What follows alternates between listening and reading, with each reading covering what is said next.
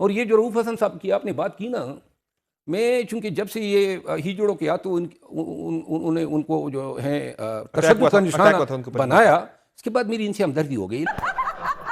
بہت گہری بات آپ نے کیا. لہٰذا اس حضرت کے بارے میں کوئی جواب نہیں دینا چاہتا ہوں. اس کا بھی نہیں بنتا تھا جو یہ بولا، لیکن چونکہ یہ تشدد ہوا ہے تو میں اس کو جواب نہیں دے رہا ہوں. شوکات وغیرہ کی باتیں کر رہے ہیں نا، سب کو میں کلی طور پہ کہہ رہا ہوں. ایک وقت کے لیے میں نے بیڑا اٹھایا، ساتھ دیا. کسی کا مقروض نہیں تھا، کسی کا قرض نہیں تھا مجھ پہ، بلکہ وہ چکائے جو واجب بھی نہیں تھے. اوپر سے جو مجھے صلہ مل رہا ہے.